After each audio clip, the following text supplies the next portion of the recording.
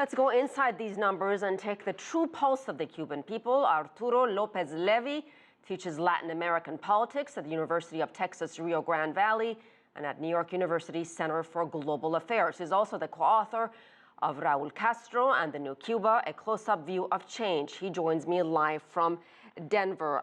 Welcome. Asieh, it's a great pleasure to be with you in the program. Arturo, how do you explain Cuban views of Fidel Castro? Is there a generational divide, perhaps, or an economic one?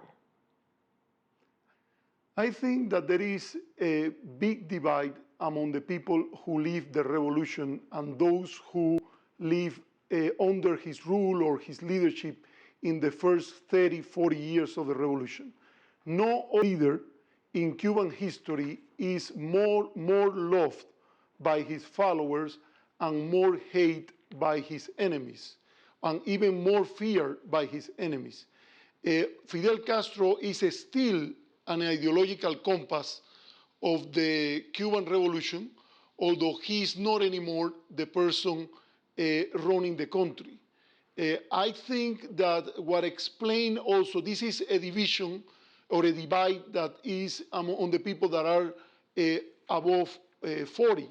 But on the people that are now on their 30s and on their 20s, he is a legendary, a historical figure, but he is not anymore the person who they connect with their problems and with their possibilities, the future.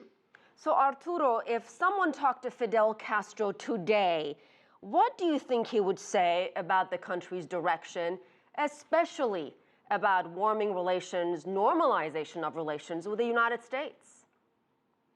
Well, you know, when Fidel Castro was, when Che Guevara was asked about the dream of the revolutionary leadership in the 1960s, about the relationship with the United States, he said, the best thing will be to spend 20 or 30 years separate from each other.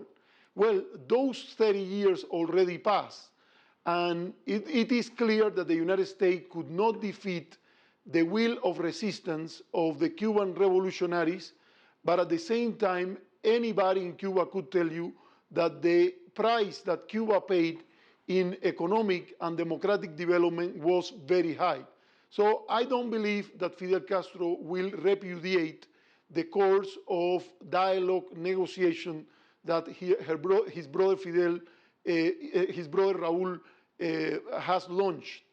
I think he, in his role, Fidel in his role as a kind of revolutionary patriarch, he will warn, he will alert frequently about the dangers that he sees on the relationship, on a rapprochement with the United States. But those who believe that he is opposing the process, I think they are wrong. Because for many years, also Fidel Castro tried to find an accommodation with the United States, even in areas like Southern Africa, where he played a major role at the global stage. Arturo, let's talk about Raul Castro. What is next for Cuba after Raul? Is there a succession plan? Well, I think that there is already a succession plan.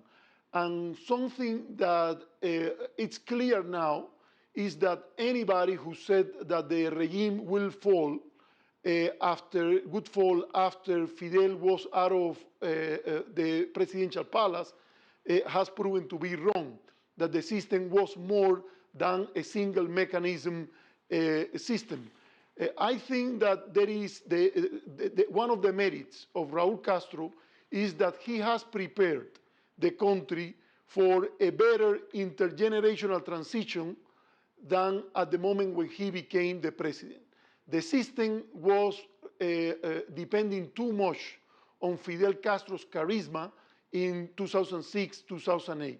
Now there is a more institutional situation at the intermediate and lower level, and even at the Central Committee, there has been a generational renewal, and in the main area where it is urgently needed, some change is at the level of the Politburo.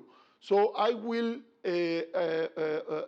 tell that in the next 2 years, 3 years, we are going to see important changes at the cabinet and also in the Politburo, the promotion of more women, more people from the black, the so-called mulatto race, and more younger people, because already at the level of the provincial parties the people in their 40s are in control. All right, we'll have to leave it at that. Arturo Lopez-Levy, thank you so much.